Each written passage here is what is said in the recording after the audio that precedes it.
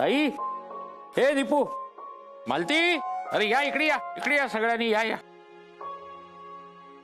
अहो या या या या बसा, बस बस बस बस. बस काय, मला कामं पडली आहेत, अजून स्वयंपाक राहिलाय आणि दुपारी जायचंय ना तुमच्या शाळेत ते 10वीच्या विद्यार्थ्यांचा निरोप समारंभ वगैरे. हा, ते सगळं होईल, माझी खात्री आहे. तू सगळं ते जमवशील. आधी बस, हे सगळ्यात महत्वाचं आहे. काय काढून बसलाय तो हे? एक जुना ठेवा सापडलाय. ही शाळेतली मुलं आहेत ना, वेगवेगळ्या घरांमध्ये जायची, काय पडेल ते काम करायची आणि त्या कष्टाचे मिळालेले पैसे घेऊन यायची. आठवतंय ना, हो, पोरी लहान होत्या तेव्हा हे कार्ड तुम्ही त्यांना द्यायचात आणि सोसायटीत पाठवायचात खरी कमाईसाठी, हो ना? हे बघ, हे दीदीचं कार्ड बघ. दीदी खूप काम करायची, खूप कष्ट अगदी. हो ना. कोणी पैसे दिले नाही दिले तशीच घरी यायची. हे बघ चानीकर, ताई हे बघ, हे बघ तुझं कार्ड आठवत आहे? बाबा मला यातलं काही आठवत नाहीये. आणि तुम्ही हे काय सगळं काढून बसलाय? ताई, ही खरी संपत्ती आहे आपल्या मध्यमवर्गीय लोकांची. हा, हे अशा लहान लहान गोष्टीत आपण आनंद शोधायचा असतो. कार्डाकडे बघूनच किती बरं वाटतं का. ताई, तुला आठवतं का, तू अगदी काही काम न करता, पैसे जमा न करता तशीच घरी यायची आणि समजा कधी काम केलंस तर त्या कामाचे जास्त पैसे मागायचीस त्यांच्याकडे. आठवतं का तुला, बापट काकांनी एकदा कमी पैसे दिले म्हणून भांडण केलं होतं त्यांच्याशी? हा, मग काय झालं? मी माझ्या हक्कासाठी भांडणारच.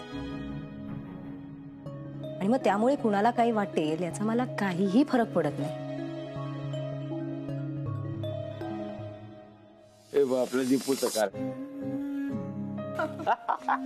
सगळ्यात जास्त कमाई. हो ना. दीपू अगदी मिळेल ते काम करायचे आणि मिळेल ते पैसे घेऊन समाधानी व्हायचे. काय आठवतं ना? झालं बाबांचं दीपू पुराण सुरू. दीपू लवकर निघा, मला जाम पकतंय हे दीपू पुराण.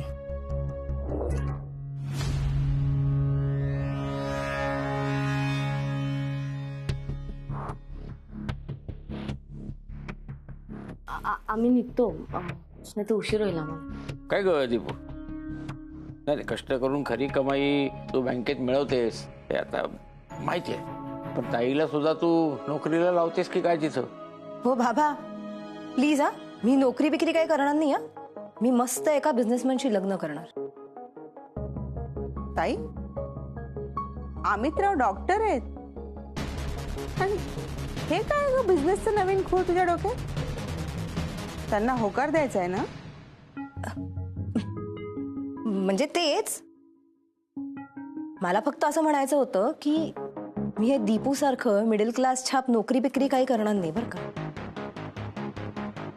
मी लग्नानंतर मस्त बिझनेस करणार. तू कर, बिझनेस कर, भरपूर मोठी हो, पण आता ही 2 कार्ड घ्या तुम्ही दोघींनी आणि स्वकष्टाची कमाई करूनच खरी या. चला घ्या. काय ग,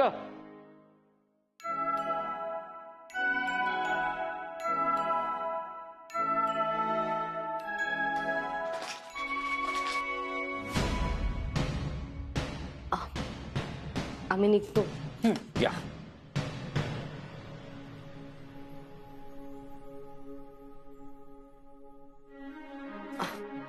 येतो. लवकर या ग. दादा, अरे अजून किती वेळ वाट बघायची? एक काम कर, तू त्यांच्याशी बोल, मी जातो, मला काम आहे जर. कार्तिक, काय काम आहे तुला ते चांगलंच माहिती आहे मला. आज सकाळीच म्हणालास ना आता चांगलं वागायचं, ते आठव आणि थांब जरा, येतीलच त्या. दादा तुला माहितीये ना, मला वेळ न पाळणारी माणसं नाही आवडत. अरे आपला पुतळा करून ठेवला यार त्यांनी.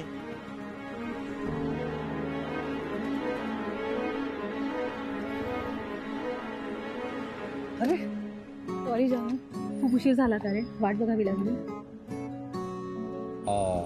मी तुझी आयुष्यभर वाट बघीन अगं. खरंच? तुझी गळ्याची शपथ. तुला माहितीये, मला ना काल झोपच नाही लागली. तुझा विचार करत होते. तुला आवडतो ना बदामाचा शिरा? मी तुझ्यासाठी घेऊन आली आहे, खास माझ्या हाताने बनवून.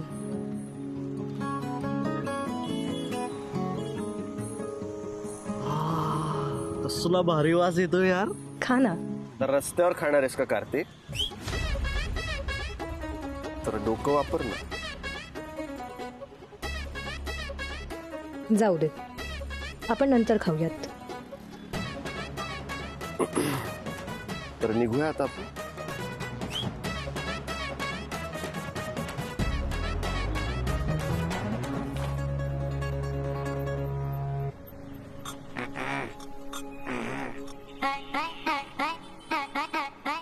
दादा निघूया. चल.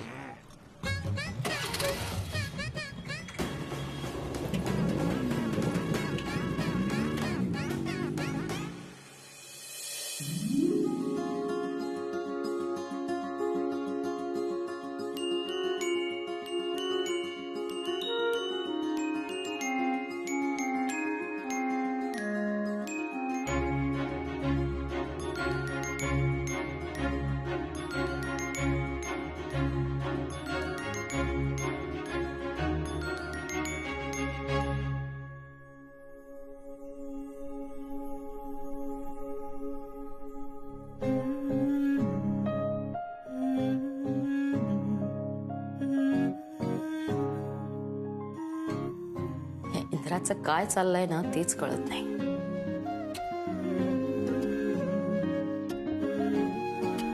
सत्तूला विचारते.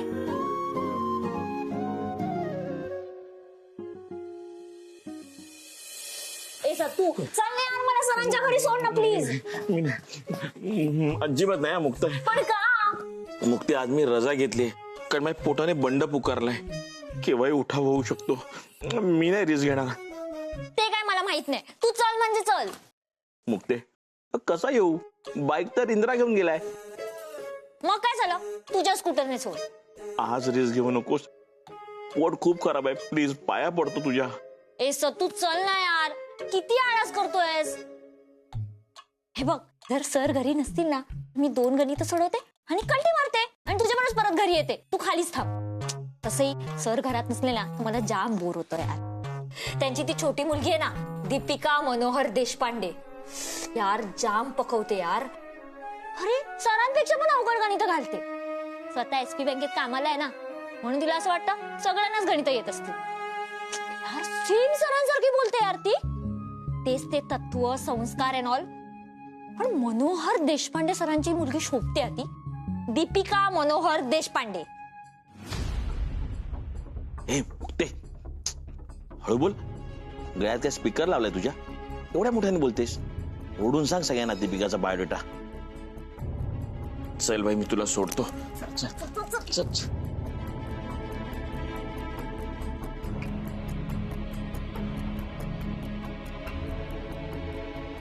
दीपिका मनोहर देशपांडे म्हणजे दीपिका इंद्राच्या देशपांडे सरांची मुलगी आहे.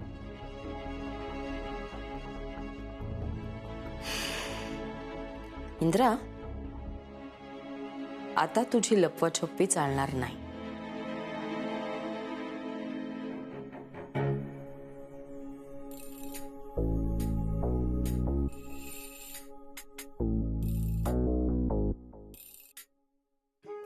बेबी, अरे तुझ्या हातावर एक घाणेरडी माशी बसली होती म्हणून तिला फटका मारून उडवलं. तुला कोणी टच केलेलं मला आवडत नाही ना.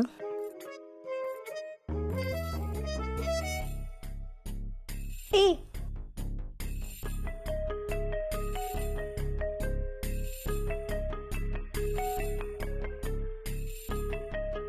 कसा बनलाय?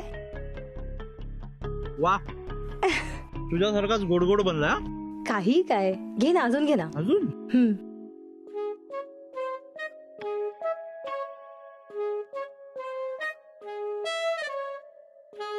सानू, या शिऱ्यामध्ये ना साखर जरा कमी आहे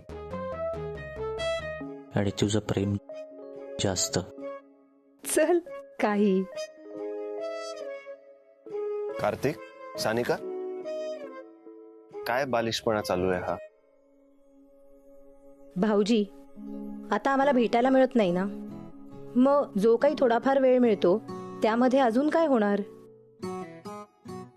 म्हणूनच म्हणतीये, मला घेऊन जा तुमच्या घरी. घरी? नाही नाही, घरी आत्ता नाही. तू नकोच म्हणा. ऍक्च्युली मला माहितीये तुला घेऊनच नाही जायचंय मला तुझ्या घरी. बरोबर आहे ना? म्हणून ही सगळी नाटकं करतोय आणि म्हणूनच तू लग्न पण रजिस्टर नाही केलंय ना अजून.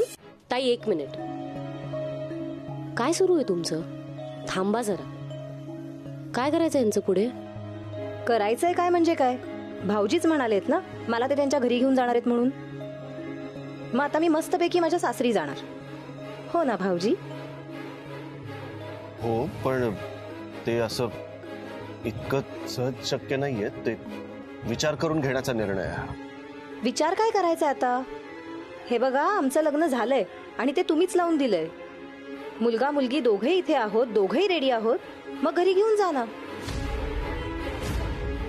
मी तर म्हणते आत्ताच जाऊयात आपण लगेच. चला. आता नको, आता नको. हे बघ, थोडा वेळ आपल्याला थांबावं लागेल. दादा म्हणतोय ते बरोबर आहे, आता नाही शक्य. हो, मग कधी शक्य आहे? काय वेळ आहे सांग ना, पंचांग बघून. हे सानू, चेष्टा करू नका. तुला माहितीये आपलं लग्न झालंय हे तुझ्या घरी आत्ता सांगू शकत नाही, आणि मी सुद्धा आईला आत्ता नाही सांगू शकत. का नाही सांगू शकत? मी तर म्हणते सगळ्यांना एकदाच कळू देत ना. कार्तिक, माझ्या घरी रोज मला बघायला कोणी ना कोणीतरी येतंय. माझं लग्न लावतायत रे माझ्या घरचे. सानू, मला ते माहितीये, पण तुला आत्ता घरी नेणं नाही शक्य. शक्य नाहीये म्हणजे? लग्न करताना हा विचार आला नाही का डोक्यात? नाही, पण आता लग्न झालंय तर आता पुढची जबाबदारी तुमची आहे ना. असं नाहीये, माझ्या आईचा मूड बघून सगळं सांगावं लागेल ना. उगाच आई जर चिडली तर गोंधळ होईल. तुमचा भाऊ जबाबदारी टाळतोय, पटतंय का तुम्हाला? मॅडम, माझा भाऊ चुकलाय हे मान्य आहे. तुमची बहीण कुठे बरोबर आहे? अहो, मनगटावर चाकू धरून तिने हे लग्न करून घेतलंय. नाही ते लग्न झालंच नसतं आणि हे सगळे घोळ पण निर्माण झाले नसते. भाऊजी, मला दोष देण्याआधी ना तुमच्या भावाला बघा. मला घरातून पळून आणली आणि एका घणेरड्या लॉजवरती ठेवलं. लग्न करायची हिंमत नव्हती ना तर पळून कशाला आणलंस रे? मला परत जाणं शक्य नव्हतं आणि तुम्ही आमचं लग्न होऊन देणार नव्हता. मग मी काय करणार होते भाऊजी? सांगा ना तुम्हीच. जर मी तेव्हा ती धमकी दिली नसती ना तर हे लग्न पण झालं नसतं. विचारा ना, तुमच्या भावात हिंमत होती का माझ्याशी लग्न करायची? हे बघ सानिका, प्रेम करणं वेगळं आणि त्यात वाहवत जाणं वेगळं. आणि तुला पळवून नेली म्हणजे काय ग? उचलून नेली का त्याने? तू स्वतःच्या मर्जीने आलीस ना घरातून पळून? नव्हतं यायचं. वा, हे तुम्ही बोलताय? तुम्ही तुमच्या भावाला समजवा ना. लग्न झालंय तरी दुसऱ्या मुलींना मिठी मारत फिरतो आणि लग्नाची बायको घरी न्यायला घाबरतो. हे चालतं? त्याला समजा जबाबदारी टाळतोय तो. ए दीपिका, तू कशाला आमच्या मध्ये पडते का? हा आमचा मॅटर आहे ना, आम्ही आमचं बघू. नाही नाही, सानिकाला घरी काय करणार आहेस तू? मारणार आहेस मला? कार्तिक, दीपू कशाला? मीच मारेन तुला. आणि तू काय मला घरी नाही नेणार रे? मीच येईन ना तुझ्या घरी आणि तुझ्या आईला सगळं सांगून टाकेन. कळू देत ना त्यांना पण. त्यांच्या दोन्ही मुलांनी कसं एका अबलेची फसवणूक केली आहे ते. ए, कोण आपला? तू वाट बघ. काही झालं तरी मी तुला माझ्या घरी घेऊन जाणार नाही, आणि ही काळ्या दगडावरची रेष आहे. कार्तिक, कार्तिक. भाऊजी, हे जे काय होते ना हे तुमच्यामुळे होतंय. का घेऊन गेलात मला त्या दिवशी माझ्या घरी? आणि दीपू, तू पण घरात का सगळ्यांपासून हे सगळं लपवून ठेवलंस? मी तर म्हणते एकदा कळू देत ना सगळ्यांना घरामध्ये हे. मग बघा कशी जाते मी माझ्या सासरी. दीपू, भाऊजी, माझ्या बरोबर आता जे काही होतंय ना त्याला जबाबदार तुम्ही दोघं जण आहात.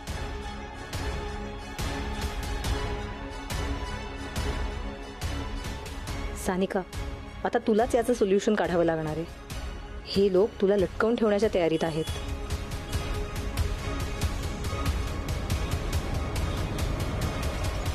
सॉरी.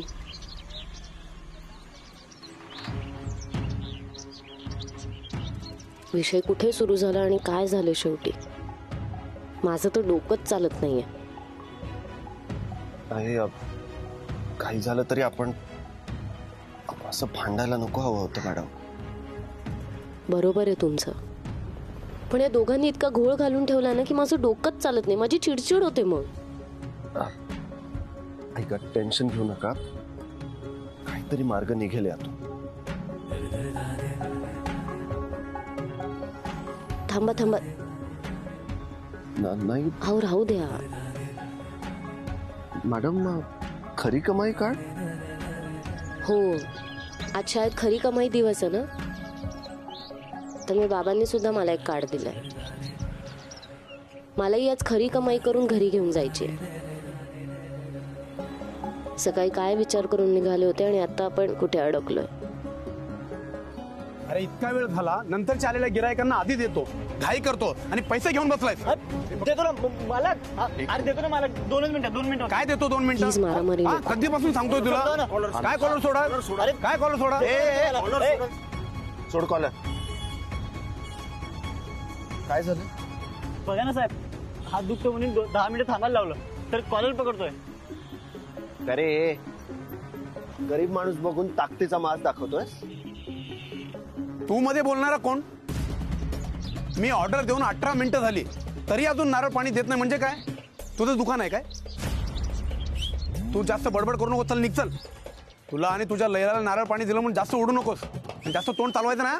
काय बोललास? इंद्राजी,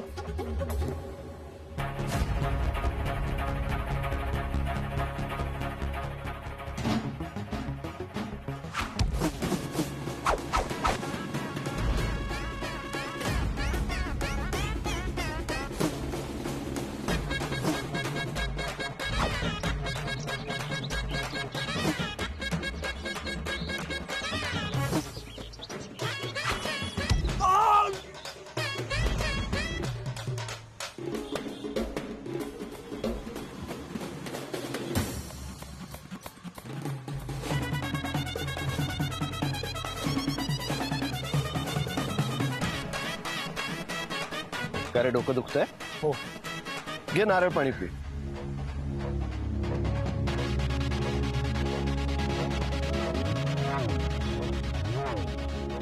धन्यवाद साहेब. मला वाटलं आता राडाच होणार, माझं नुकसान होणार, तोडफोड होणार, पण तुमच्यामुळे वाचलं साहेब. साहेब, माझ्याकडनं 2 नारळ घ्या. नाही नाही, नारळ नको, आम्ही प्यायलो आत्ताच नारळ पाणी. एक काम करा, आमच्या खरी कमाई उपक्रमासाठी मला 50 रुपये द्या, माझ्या मेहनतीचे पैसे. हो हो हो ना, हे घ्या सर.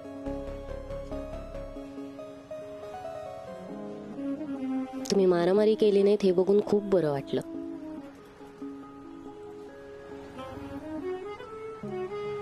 हे खरी कमाईचं कार्ड बघूनच मी स्वतःला थांबवलं.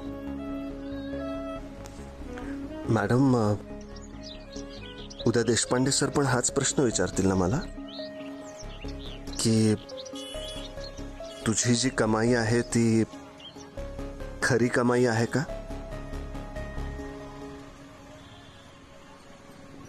आणि माझी कमाई तर ही वसुली. इंद्राजी, कोणती कमाई खरी आणि कोणती नाही हे सांगायला मी कोणी ग्रेट नाही आहे, पण मला एक माहिती आहे की माझे इंद्राजी खरे आहे.